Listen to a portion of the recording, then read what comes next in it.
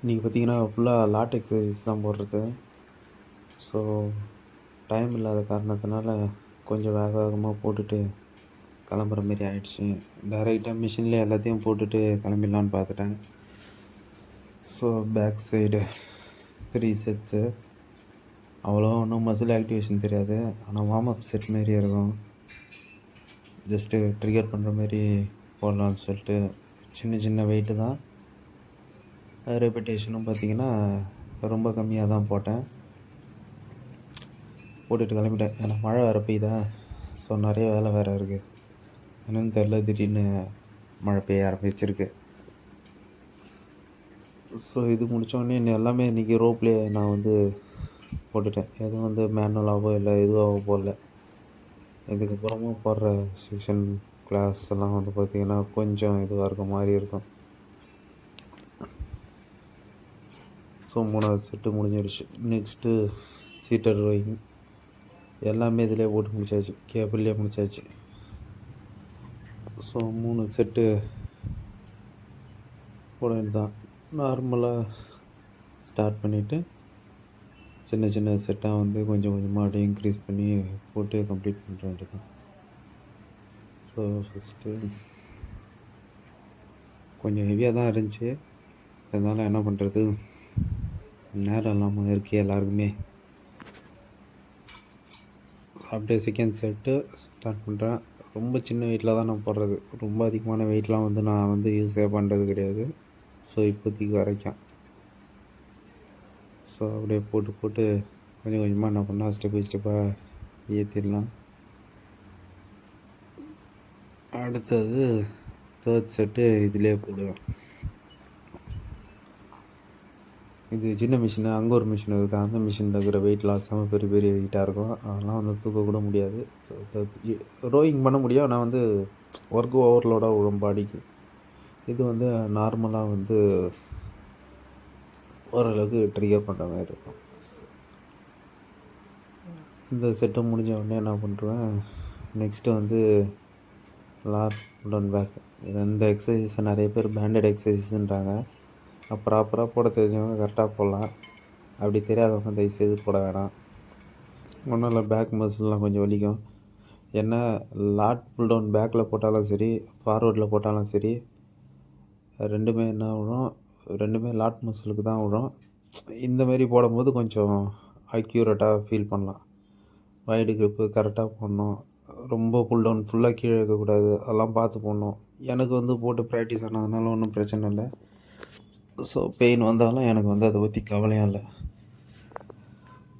ஏன்னா நான் ப்ரொஃபஷ்னலாக ஓரளவுக்கு போட்டு இதை விட அதிகமான weight lat pull down back போட்டு நான் வந்து ட்ரெயின் பண்ணி வச்சுருக்கேன்.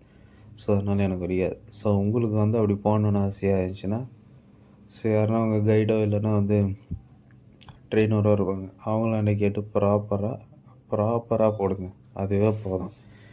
அதை போட்டாலே ஸோ அந்த மசில் ஆக்டிவேஷன் ஆனாலே போதும், நம்மளுக்கு வந்து இந்த பேக்கில் ஷேப் தெரியும். ஓவராலாக இல்லைனாலும் ஓரளவுக்கு இப்படி தான் வந்து ட்ரிகர் பண்ணி கொஞ்சம் கொஞ்சமாக நம்மள என்ன செய்யணும், இருக்கிற மசிலை வந்து growth and development ஆக்கிக்கணும்.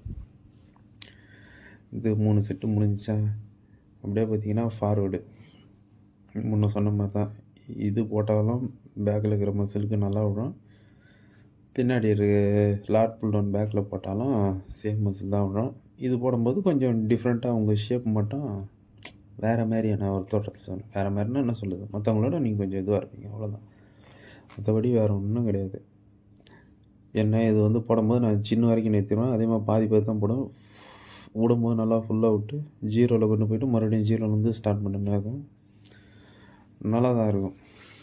First set முடிஞ்சிச்சு. செகண்ட் செட்டை வந்து இப்போ மாற்றிட்டேன்ல, செகண்ட் செட்டு. நெக்ஸ்ட்டு செகண்ட் செட்டை வந்து கொஞ்சம் கொஞ்சமாக அப்படியே போட்டு இன்க்ரீஸ் பண்ணிக்கிட்டே இருக்கிறேன், முடிக்கணும். ஸோ இப்போ தான் வந்து டைட்டாக விழுகிற ஒரு ஃபீல் ஆகுது. ஸோ நெக்ஸ்ட்டு ஒர்க் ஓவர்லோடாக இன்னும் ஒரு பிளேட்டை மட்டும் ஏற்றேன். நான் போட்டது வெறும் பார்த்திங்கன்னா வெறும் 2.5 கேஜி 2.5 கேஜி அப்படி தான், அதே வெயிட்டில் தான் போடுவேன். அவ்வளோதான். 3வது செட்டு வந்து ஸ்டார்ட் பண்ணுறேன். ஸோ 3வது செட்டு வந்து கண்டினியூஸாக ஸ்டார்ட் பண்ணி போயிட்டே இருக்க வேண்டியது தான்.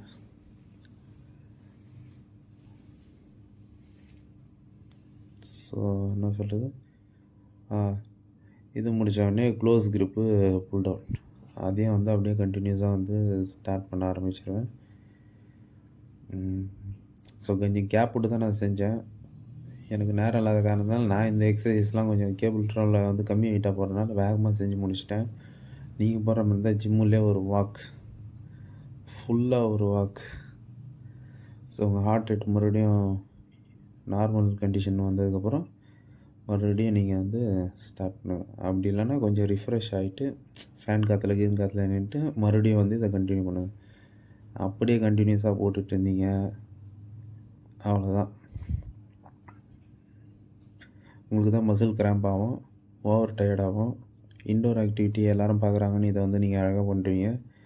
அப்புறம் அவுட்டோரில் போயிட்டு ஸ்கூல், காலேஜ் இல்லைனா ஒர்க் பிளேஸ் அங்கெல்லாம் முடியாது, ரொம்ப கஷ்டமாக இருக்கும்.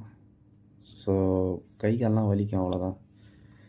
அப்படி ரொம்ப இதேமாதிரி ஓட்டிகிட்டு இருந்தீங்கன்னா, கண்டினியூஸாக ஓட்டிகிட்டு இருந்தீங்கன்னா ஜுரங்கிறம் வர வாய்ப்புண்டு. அதெல்லாம் இல்லாதபடி கொஞ்சம் ரிலாக்ஸ் ஆகி அந்த சார்ட்டில் என்ன கொடுத்துருக்காங்களோ இல்லை அந்த ஒர்க் அவுட்டில் என்ன கொடுத்துருக்காங்களோ அதெல்லாம் போட்டிங்கன்னா மசிலுக்கும் எந்த இதுவும் ஆகாது, பாடியும் கொஞ்சம் வந்து நல்லாயிருக்கும்.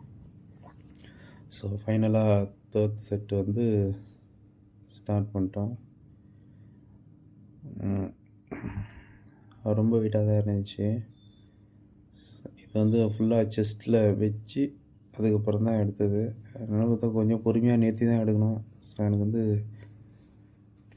இதுவே பெயின்ஃபுல்லாக ஆனதுனால என்ன ஒன்று பைசப்ஸுக்கும் பேக்குக்கும் நல்லாயிருக்கும். இன்னொரு வீடியோவில் பார்க்கலாம் நம்ம. பாய் பாய்.